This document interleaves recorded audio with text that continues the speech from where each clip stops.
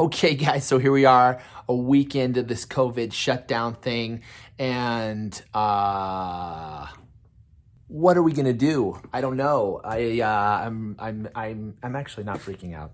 I'm actually taking this time to think about how I can approach this from a positive side, which is, I know we all get there's so much positivity, but it really works. I gotta say, it really works when you have a positive mindset. So, guys, what I want to do here this week with the vlog is give you guys some of my maybe my game plan for what I'm going to do during this off time. So how I'm going to connect with clients. And for me, clients are my clients who sit in my chair that I actually do their hair.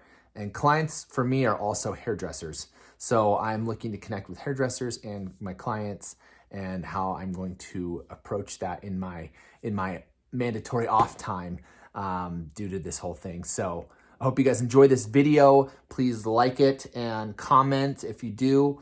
Also, check out my website, rayvoltagebeauty.com. I will tag it in the comment section down here below, and we'll see you guys in the video. All right, so first thing I'm gonna do, and I'm gonna list everything over here underneath my hand like this, so you guys can see everything. I'm actually gonna put it in text for you. But first thing I'm gonna do is I'm gonna, I already did this. I sent out a mass text to my clients. So just so you can stay in touch with them, tell them what's happening. But I'm gonna send another one just to check in on my clients. I wanna send them out another one. There may be even some that you're just gonna text personally, and that's awesome. So anytime you can send a text or maybe a phone call to your clients. Other thing I'm gonna do is I'm sending DMs to stylists who I connect with on Instagram and on YouTube. I'm gonna send a message to them on the direct messaging or video maybe, and just say, hey, what's up? See how they're doing. And I like it when people do that for me. I love to connect with the people that are spending time with me on social media. We as much as we don't think we're together, we are. When we're on social media, we're spending time together, and you're making connections with people. And it's a big deal to be able to have that at your fingertips, where you could send a message to. It's just like calling your friend. I'm using that medium on Instagram to send a video. And, you can see my face, and hopefully they'll send me a video back, or they'll at least, send a text back and say, hey, thanks for checking in. And so I think that's one of the biggest things you can be doing right now. Oh, I'm over here now. So you guys, next thing I'm going to do is on this side, list some things for you as well. So next thing I'm thinking is like my game plan getting back into the salon after this whole thing is, that, over, and we're hopefully back to work at a semi-normal, whatever the new normal is going to be. But what I'm going to do is I'm looking at, we're looking at our money, we're looking at our finances, and thinking like, okay, I blazed through a lot of my savings this last month because I can't work and I haven't made any money. So for me, it's like what I'm learning right now is what I can do without. So I can do without going to get my coffee in the morning. That's going to save me a bunch of money. I can deal with not eating out at all. We've been eating at home, cooking food at home. I haven't been going out for lunch and, going out for dinner because we just can't. And you just kind of realize that you just don't need it. So it's just, for me, I'm realizing how many of those things I don't need. And I don't need to spend money to have fun. So for you guys out there who is like, oh, we're always like spending money. Like I want to go to the movies. I want to go get coffee with my friends. I want to go get drinks after work. What are those other things that we can maybe spend some time after we get back to work, instead of going out for drinks after work, which was going to be fun. We're going to do that because, we haven't seen our coworkers in a while. We're going to have some fun. But at the same time, we have to think about what's going to help save us some money as we are trying to recoup our costs after this shutdown. So it's thinking of those new ways. We're come over and let's hang out at the house. Let's make some tea. I do that all the time with my business partner and my buddy, Mark Cottle. We'll just get together, have some tea and chat, and that doesn't cost us anything. So it's like, what are those things you can cut out to help you save some money, especially these next couple months when we start back in? Okay, so next one I want to cover is, so for me, I've got a ton of clients. I mean, I've got a lot of clients. I can't stress that enough.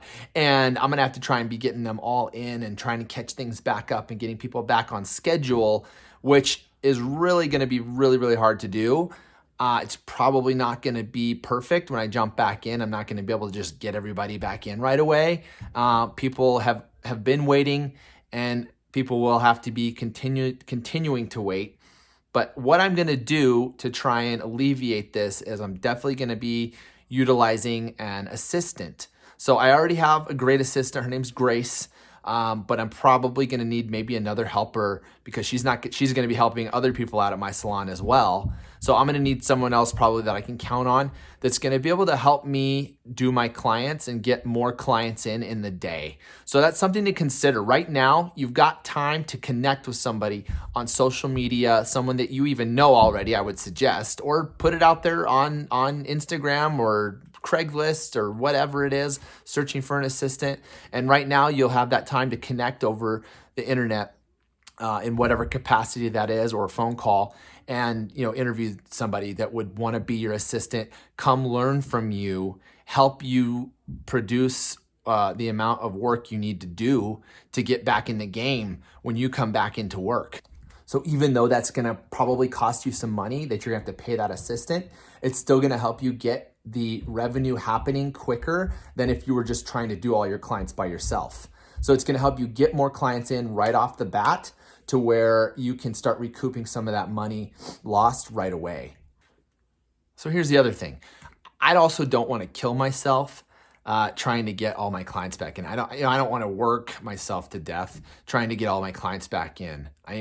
You have to think about how the toll it's going to take on you trying to work 12, 14 hours a day. That's, for me, it's just not possible, especially since I have a wife and kids. It's just not doable. I can't do that to them, even though I'm getting to spend a lot of great time with them now. The kids especially, they don't even realize. They're like, "Dad's home. Oh, cool. That's great. Dad's gone. Oh, I didn't realize you were gone." I mean, they don't know, but it's like, I've got to think about that. So I can't just be going to work for 14 hours a day and killing myself, and I've still got life to live.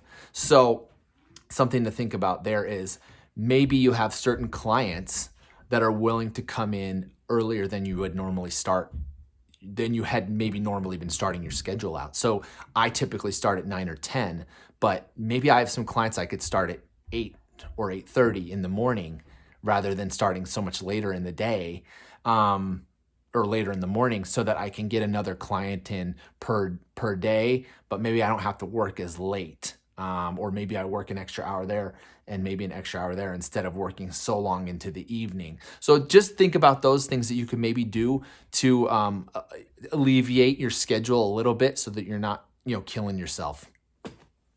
All right, so another cool tip that I think would be great that I'm going to try and use as well is maybe you guys have those clients who are really good on their social media, maybe have a larger following on their social media, are very active in social media. You may want to approach them, give them a call or a text or a DM and say, "Hey, would you mind over the next month, would you mind giving me a couple shout outs on your stories and maybe on your feed as well?" And saying that, I do your hair and that you love getting your hair done by me. And, maybe putting it out there that way so that that your clients are putting you in front of their friends on social media so that you can hopefully start booking in even maybe some new clients that you wouldn't have had the opportunity to meet since we haven't been working. So try that out. I think that's going to be a really killer tip. Okay, so I hope that those few things were helpful tips for you guys that I know they've got to be helpful for some of you guys out there that you're going to implement. I really want you guys to let me know in those comments down here. Just give me a thumbs up and tell me if you think that you agree with this approach. I think that it's going to be highly beneficial to all hairstylists and all beauty industry workers, nail techs and, makeup artists and estheticians and people that are just shut down right now, massage therapists, whatever. If you can implement any of those things that I just suggested, I think you should definitely do it. I think it's going to help alleviate the amount of stress that's going to happen when we're jumping back in, hopefully on May 1st.